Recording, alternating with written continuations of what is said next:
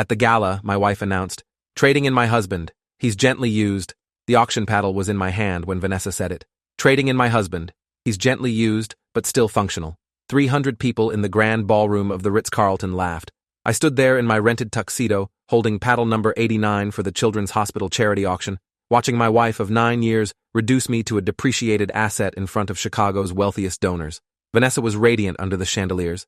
Her red Valentino gown probably cost more than I made in a month. Her jewelry, real diamonds, caught the light as she gestured toward me like a game show host, revealing a disappointing prize. She was surrounded by her circle, the board members of Ashford Capital Management, their spouses, the philanthropists who wrote seven-figure checks without blinking, all of them looking at me with various degrees of amusement. "Original owner," Vanessa continued, playing to the crowd. "Low mileage on the ambition meter. Great for someone looking for a project car." More laughter, louder this time. Christina Beckworth, wife of Ashford's CEO, raised her champagne glass with a knowing smile. "What's the Kelly Blue Book value on husbands these days?" she called out. Vanessa pretended to think. "Well, he came with a teaching credential and a master's degree in history. So, retail was promising, but depreciation's been steep. Current value?" She paused for effect. "Sentimental only." The ballroom spun slightly. 1,000 candles on tables, ice sculptures shaped like stethoscopes and ambulances for the hospital theme, servers in white gloves carrying champagne. I'd been teaching high school American history for 11 years. I made $68,000 annually at Lincoln Academy, a private school on the North Shore. Vanessa made $420,000 as a senior vice president at Ashford Capital Management. This gala cost $5,000 per couple to attend. Vanessa had insisted we come. "Networking," she'd said. "Important for my career." Now I understood. I wasn't her husband tonight. I was her punchline. Jeffrey Ashford himself, the CEO, stepped closer to our table. 60 years old, silver hair, custom suit that probably cost more than my car. "Vanessa, you're terrible," he said, chuckling. "But honest. I respect that." He clapped me on the shoulder. "Don't take it personally, son. My wife says worse about me at home." Christina Beckworth wasn't finished. "If you're trading him in, what are you trading up to?" She was tipsy, swaying slightly in her heels, but her eyes were sharp, calculating. Vanessa smiled. Dangerous smile. Someone with vision. Someone who wants more than a comfortable life. Someone who understands that success requires sacrifice, not just showing up and collecting a paycheck. I set down my paddle, put it on the table carefully because my hands had started trembling and I didn't trust myself to hold anything. "Excuse me," I said quietly. "Oh, come on, Michael." Vanessa's voice had that edge it got when she'd had 3 glasses of champagne and was performing for an audience. "Don't be so sensitive. It's just a joke." "Is it?" I looked at her, really looked at her, saw a stranger in a red dress. "Because it didn't sound like a joke." Jeffrey Ashford cleared his throat. "Perhaps we should get back to the auction. Lot 15 is a week at a Napa Valley estate. Shall we start the bidding?" I walked away, through the tables, past the silent auction displays, past the photo backdrop where couples posed with oversized checks. Found the coat check, got my jacket. The woman working the counter looked concerned. "Sir, are you all right? Just need some air." Outside, Lake Michigan stretched black and infinite. January wind cut through my tuxedo jacket. I stood on the terrace, watching ice form on the railings, and thought about my marriage, about when exactly Vanessa had stopped seeing me as her partner and started seeing me as her liability. We'd met 12 years ago at Northwestern. I was finishing my master's in history, working as a teaching assistant. Vanessa was in the business school, already networking, already building her future. She wore power suits to class and drank espresso from a thermos and had opinions about market efficiency. I was grading papers at a campus coffee shop when she sat down across from me. "What are you reading?" "Student essays on the American Revolution." God, I hated history in high school. All those dates and dead white men. It's about patterns, how power shifts, how systems fail, how ordinary people survive extraordinary times. She'd smiled. "You actually care about teaching?" "Yeah, I do." We dated for 2 years, got married at her parents' country club in Lake Forest, honeymoon in Greece. For the first 4 years, things worked. Great, even. I taught at Lincoln Academy, coached debate team, wrote curriculum. Vanessa started at Ashford as an analyst, worked her way up to associate, then vice president. We had a townhouse in Lincoln Park, took vacations to Aspen and Miami, hosted dinner parties for her colleagues and my fellow teachers. We were different, but we balanced. Or so I thought. Then Vanessa made senior vice president. Her salary jumped from $250,000 to $420,000. She started working 80-hour weeks, networking constantly, chasing the next promotion, started making comments. Small at first. Jeffrey's husband just sold his tech startup for $30 million. Can you imagine? Christina's husband is a cardiologist. They just bought a place in Cabo. The Montgomerys renovated their kitchen. $60,000. Must be nice to have dual executive incomes. I tried explaining that I liked teaching, that shaping young minds mattered, that money wasn't everything. She'd say she understood. Then she'd make another comment. 6 months ago, her book club met at our townhouse. I made appetizers, said hello, retreated to my office to grade papers. I could hear them through the wall. Vanessa's voice, clear. Michael's content where he is, which is fine, I guess. But sometimes I wonder what it would be like to be with someone who matched my ambition. Someone who wanted to build something instead of just maintaining the status quo. One of her friends asked, "Are you happy, Vanessa?" Long pause. "I'm successful. That's what matters." I'd sat there with my red pen hovering over a student's essay on Reconstruction, feeling something crack inside my chest. But I didn't say anything. Everyone complained about their spouse sometimes. It didn't mean anything, right? Except the comments continued. At a Ashford Company picnic last summer, Michael teaches high school. It's noble, but it's not exactly building wealth. At a networking dinner in September, my husband's satisfied with his teacher salary. I'm the breadwinner. At a holiday party 3 weeks ago, Michael's a good man, just not an ambitious one. I need someone who wants more. Each comment landed like a paper cut, individually survivable. Collectively, they bled me dry. My phone buzzed. Text from Vanessa. "Where did you go? You're embarrassing me in front of Jeffrey." Me. "I'm embarrassing you?" Vanessa. "Get back inside. The live auction is starting." Me. "No." Vanessa. "Michael, don't be childish." I turned off my phone, stood on the terrace for another 20 minutes, watching my breath fog in the January air, trying to decide what came next. A marriage couldn't survive this. Could it? Being publicly humiliated, reduced to a joke for your wife's colleagues. Being compared, constantly, to wealthier, more successful, more ambitious men. Being made to feel like you were the problem for being content. If you are enjoying this story already, please subscribe to see more stories like this. Vanessa found me eventually. She was wearing her coat now, shivering in her heels. "What the hell, Michael? You just walked out during the auction? You offered to trade me in. What did you expect me to do?" It was a joke. No one was laughing at the end. Christina was joking around. "You're being ridiculous." I looked at her. "How many times have you made jokes about me to your colleagues?" "What? How many times have you told people at Ashford that I'm not ambitious enough, that I'm dead weight, that you settled?" She crossed her arms defensively. "I don't know what you're talking about. The picnic comment about noble but not wealth building. The networking dinner about being the breadwinner. The holiday party about needing someone who wants more." I stepped closer. "And tonight, announcing to 300 people that I'm gently used and only worth sentimental value. You're being oversensitive." "Am I? Because Christina seemed ready to help you trade up. How would you feel if I'd done that to you? If I'd stood in front of your colleagues and clients and announced you were defective merchandise?" She didn't answer. "I've been patient, Vanessa. I've ignored the comments, the comparisons, the constant implications that I'm not enough. But tonight crossed a line. So what do you want? An apology? I want you to understand what you did, and why it was cruel. Fine. I'm sorry. Can we go back inside now? Jeffrey wanted to introduce me to a potential client." "No. Michael, I'm going home. You can stay, schmooze with Jeffrey. Tell everyone your underperforming husband couldn't handle a joke. I'm sure they'll sympathize." I walked to the parking garage. She didn't follow. I drove our Subaru Outback back to Lincoln Park, parked in our spot, took the elevator to our townhouse. Everything was exactly as we'd left it 4 hours ago. Minimalist furniture, modern art Vanessa had chosen, everything designer and expensive and soulless. I poured myself a scotch, sat on the couch, and thought about my marriage, about the last 9 years, about when exactly I'd become the problem instead of the partner. My phone buzzed. I'd turned it back on. 68 texts from Vanessa. Most variations of, "You ruined my networking opportunity," and "Everyone thinks you're unstable," and "You need to get over yourself." One text from an unknown number. "This is Christina Beckworth. I got your number from Vanessa's phone earlier. What she did tonight wasn't okay. I'm sorry you had to experience that." I stared at that text for a long time. Christina Beckworth, apologizing. The woman who'd helped Vanessa humiliate me was now expressing sympathy. That somehow made it worse. At 2:30 a.m., Vanessa came home. Drunk, angry, loud. "You humiliated me," she said, throwing her clutch on the counter. I had to explain to Jeffrey and the entire board why my husband stormed out like a child. "What did you tell them?" "That you're going through something. Work stress, midlife crisis. Made you sound sympathetic instead of pathetic. So you lied. I protected you. I made excuses for your behavior." I stood up from the couch. Calm, measured. Strange how calm I felt. "Vanessa, I want a divorce." She froze, went completely still. "What?" "You heard me. I want a divorce. This marriage is over." "You're not serious." "I am. Completely serious. You've spent months making it clear you think you married beneath you.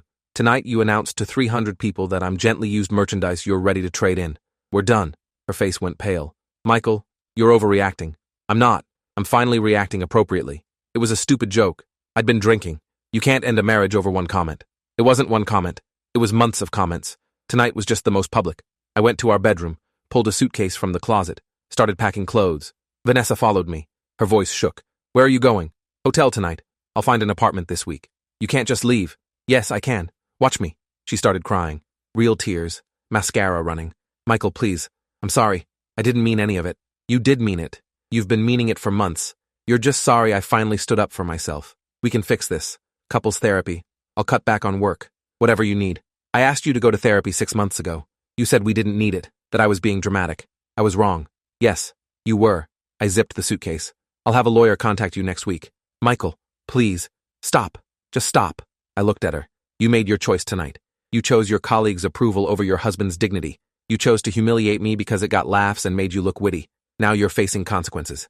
I walked past her. She grabbed my arm, fingers digging in. Please don't do this. I love you. You love the idea of me. The stable husband who doesn't cause problems.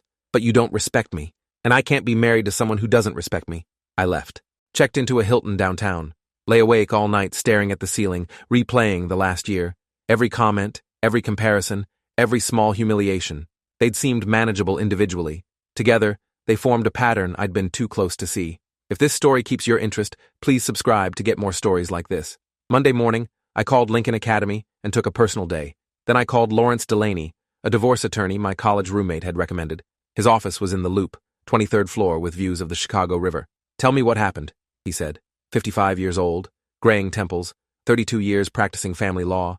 I told him everything. The comments, the comparisons, the gala.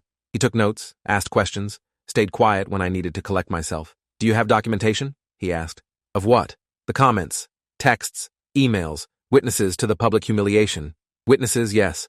300 people at that gala heard her announce I was gently used merchandise. I have texts from Christina Beckworth acknowledging it was inappropriate. Christina Beckworth? Jeffrey Ashford's wife? Yes. He nodded slowly. That's significant. Corroboration from someone in her social circle. What about financial records? Joint accounts. Vanessa makes $420,000 base plus bonuses. I make $68,000 teaching. Assets? The townhouse is in both names, worth about $1.2 million. We have roughly $350,000 in combined savings and retirement accounts. Debts? Mortgage on the townhouse. $400,000 remaining. Car payment on Vanessa's BMW student loans, but those are paid off. Lawrence leaned back. Illinois is a no-fault divorce state, but a pattern of emotional abuse and public humiliation can factor into the settlement. We'd need witness statements, people willing to testify or provide written accounts of her behavior. I can get those. Good. I'll draft the initial filing. This will take 6 to 9 months if she contests, which she likely will. She'll fight it. Most do when they're surprised. He stood, shook my hand. One more thing. Document everything from now on. Every text, every call, every interaction. If she tries to reconcile, get it in writing. If she makes threats, record them if legally permissible in Illinois. Build your case. I left his office feeling strange. Lighter, maybe. Or just empty. That night, Vanessa called 32 times. I didn't answer. She texted, "We need to talk. Please come home." Me. "My lawyer will contact yours." Vanessa. "You actually hired a lawyer?" Me. "Yes." Vanessa. "This is insane. Over one joke at a gala?" Me. "Over months of disrespect. Over you announcing to 300 people that I was defective merchandise you wanted to replace." Vanessa. "I was drunk. It was a joke." Me. "I'm not laughing." She showed up at Lincoln Academy on Wednesday. I was in my classroom after school, grading essays on the Civil War, when there was a knock. I looked up. Vanessa. She looked terrible. No makeup, hair in a messy ponytail, wearing jeans and a sweater. I'd never seen her look so disheveled. "Can we talk?" she asked quietly. "How did you get in?" "I told the front office I was your wife. They let me in. You can't just show up at my work." "I know. I'm sorry. But you won't answer my calls. You won't come home. I'm desperate, Michael." I set down my pen. "What do you want, Vanessa?" "I want to fix this. I want to go to therapy. I want my husband back." "The husband you were trying to trade in?" She flinched. "That was cruel. I know. I've been horrible. I'm so sorry." "Why?" I asked. "Why were you horrible? What did I do to deserve months of public humiliation?" She started crying. "Nothing. You didn't do anything. I got caught up. Everyone at Ashford has these incredibly successful spouses. Entrepreneurs, executives, surgeons. I started feeling like I'd settled. Like I'd made the wrong choice marrying a teacher. So you decided to tear me down publicly until I matched your regret?" "No. I don't know. I got lost in comparing. Lost sight of what actually mattered." She looked at me with red eyes. "But I see it now. You're everything I need. I just couldn't see it because I was blinded by everyone else's lives." I leaned back in my chair. "Vanessa, I've spent 9 months feeling like I'm not enough. Like I'm an embarrassment. Like you're ashamed to be married to me. Do you understand how that feels?" "I do now. Do you? Because you hired no one. You didn't go to therapy. You didn't make any effort to change until I left. I know. I was stupid. Arrogant. I thought you'd always be there. That you'd just accept it. Well, I won't. Not anymore." She pulled up a student's chair. Sat across from my desk, like a parent-teacher conference. "Tell me what you need. Tell me how to fix this. I need time." "How much time?" "I don't know. but I can't just come home and pretend everything's fine. I'm not asking you to pretend. I'm asking for a chance to prove I can change. You had chances. Every time I told you a comment hurt. Every time I asked you to stop comparing me to other people's husbands. Every time I suggested therapy. Those were all chances. I wasted them. I know. I'm asking for one more. I looked at her. Really looked. She'd lost weight. Had dark circles under her eyes.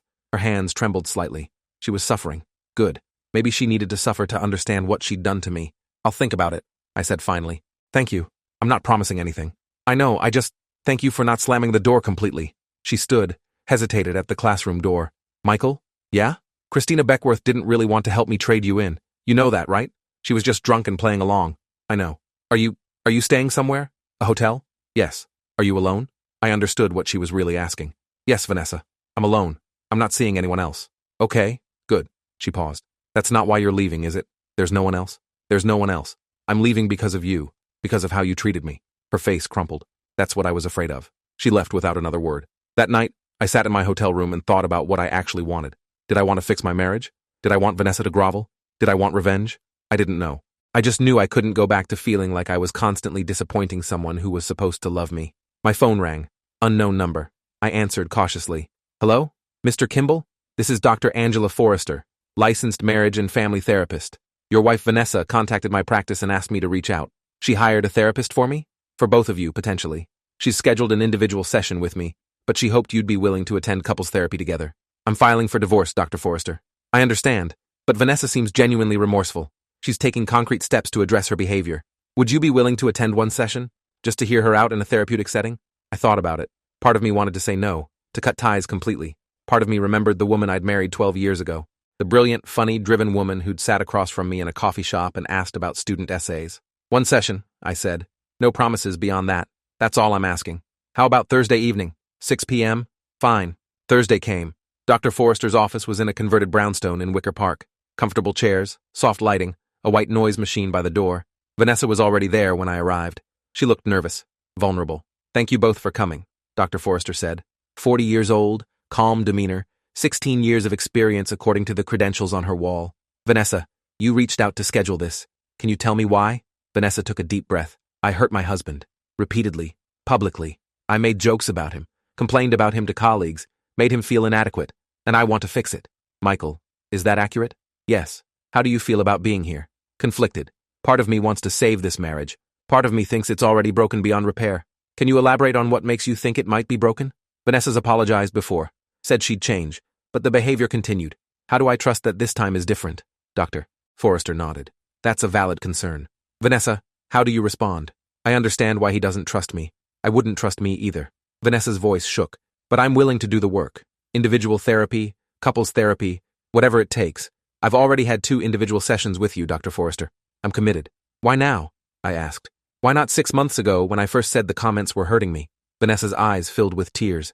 Because I didn't think you'd actually leave. I thought you'd just deal with it. Because you always dealt with things. So I kept pushing, kept making jokes, kept comparing you to other people. And I was wrong. So terribly wrong. Doctor. Forrester intervened. Michael, what would rebuilding trust look like for you? Actions, not words. No more jokes about me in public. No more comparing me to other spouses. No more comments about my job or salary or ambition level. Actual genuine respect. Vanessa, can you commit to that? Absolutely. Even when you're with your colleagues? Even when you're drinking at networking events? Vanessa hesitated, looked at Dr. Forrester, then at me. Yes, I commit. No more jokes, no more comparisons, no more disrespect. And if I slip, which I hope I won't, I'll own it immediately and make it right. We scheduled weekly sessions. I didn't move back to the townhouse. Stayed in my hotel, then found a small apartment in Evanston near campus. Over the next 6 weeks, things slowly shifted. Vanessa stopped calling constantly, gave me space, started sending me articles about teaching innovations she thought I'd find interesting, made reservations at restaurants we used to love, invited me to dinners with no pressure, asked about my students, remembered their names. In therapy, we talked about communication patterns, about her need for external validation, about my tendency to stay quiet until I exploded. Dr. Forrester was good. She didn't let either of us deflect. I think I resented you for being content, Vanessa admitted in our 6th session. Everyone at Ashford is stressed, chasing promotions, working themselves to death, and you were just happy, teaching, coaching debate, reading. I didn't understand it. Part of me wanted you to be as miserable as I was. Were you miserable? I asked. Yes, constantly. The pressure at Ashford is insane. Jeffrey expects perfection. One mistake, and you're out. I was terrified all the time. And instead of dealing with that, I took it out on you. Why didn't you just tell me you were stressed? Because that would mean admitting I wasn't handling everything perfectly. And I needed to be perfect. Or I thought I did. Dr. Forrester leaned forward. Vanessa, what would it mean to not be perfect? Failure. Disappointment. Being ordinary. She paused. Being like Michael. And what's wrong with being like Michael? Long silence. Nothing. There's nothing wrong with it. Michael's happy. Fulfilled. Makes a difference in students' lives. I'm the one who's miserable despite the money and the title. That session felt like a turning point. After it, Vanessa and I got coffee, sat at a cafe in Evanston and talked for 3 hours about work, family, what we actually wanted from life. I think I've been chasing something that doesn't exist, she said quietly.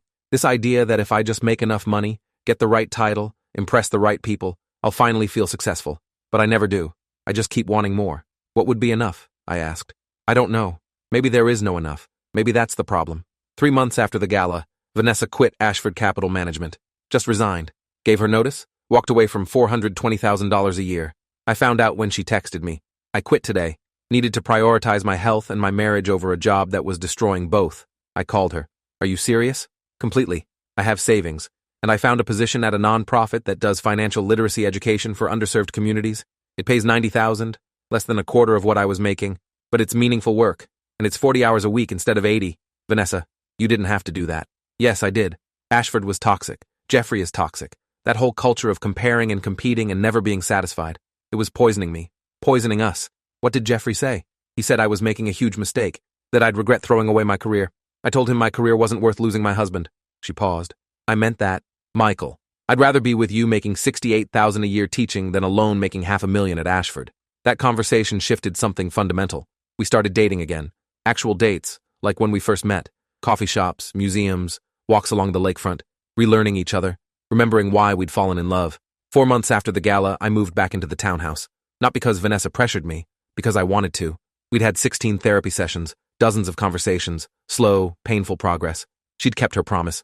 No more jokes, no more comparisons, no more public humiliation. She'd started introducing me as my husband Michael, who teaches history at Lincoln Academy, with pride instead of apology. The first night back, we ordered Thai food and watched a documentary on the couch. Is this okay? Vanessa asked. Moving too fast? It's okay. I'm glad to be home. Me too. She leaned against me carefully. I'm scared I'll mess this up again. You might. What happens if I do? Then we deal with it together. But honestly, Vanessa, if you ever humiliate me publicly again, I'm gone. Permanently. No therapy, no second chances. Gone. I know. And I won't. I promise. We sat there in silence for a while. Then she said quietly, thank you for giving me another chance. I know I didn't deserve it. Everyone deserves a second chance. Just not usually a third. 6 months after the gala, we attended another Ashford event, a retirement party for one of the board members. Vanessa had been invited despite quitting. We don't have to go, I said. I want to. I want to show them I'm happy. That leaving was the right choice. We went. The same crowd, the same wealth, the same performance. Jeffrey Ashford greeted us at the entrance. Vanessa, and Michael, how are you both? Great, Vanessa said.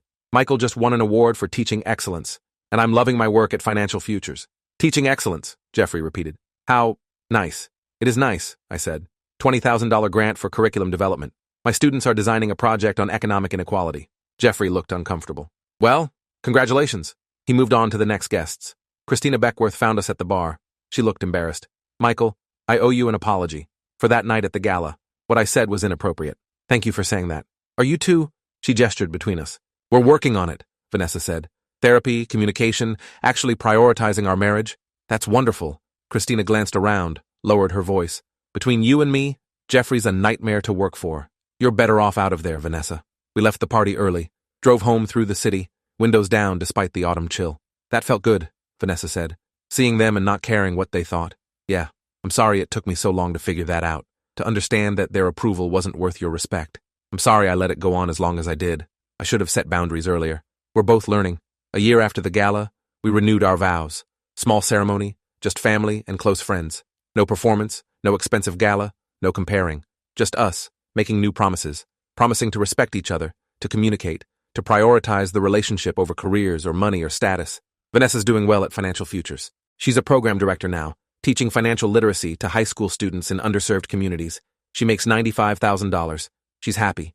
I'm still teaching at Lincoln Academy, still making $68,000, still coaching debate, still happy. We're different people than we were at that gala. Vanessa learned that success without respect is hollow. I learned that staying silent about hurt doesn't make it go away. We both learned that marriages require more than coexistence. They require mutual respect, constant communication, and the courage to change. Sometimes I think about that night at the Ritz-Carlton, Vanessa announcing I was gently used merchandise. The laughter, the humiliation, the moment I decided enough was enough. It was the worst night of our marriage, but also, maybe, the most important, because it forced us to confront what we'd become, what we'd been settling for. We don't go to Ashford events anymore. We don't socialize with Jeffrey and Christina and the others. We built a new life with new friends who value character over capital. Last week, I ran into Jeffrey downtown. He was coming out of his club, looking stressed. "Michael, how are you?" "Good. You?" "Busy. Always busy." "How's the teaching?" "Fulfilling." "How's Ashford?" "Profitable. Though we lost another VP last month." "Burnout." He paused. "How's Vanessa?" "She's great. Happy." "Really?" "Really. Turns out meaningful work beats high salaries." He laughed, but it sounded hollow. "If you say so. Give her my best." I walked away feeling lighter, grateful, not for the humiliation at the gala, but for what came after, for the courage to leave, the willingness to try again, the commitment to rebuild something better. Vanessa and I aren't perfect. We still have hard conversations. We still go to therapy monthly for maintenance, but we're partners now. Real partners. Not performer and prop. Not success story and cautionary tale. Just two people who chose each other, lost each other, and found each other again. The gala was a year ago. The announcement that I was gently used merchandise feels like a different lifetime, a different marriage, a different me. I'm not gently used anymore. I'm valued, respected, loved, and that, it turns out, is worth more than all the wealth in Jeffrey Ashford's portfolio. Thanks for watching till the end. Make sure to subscribe and like to not miss the next story.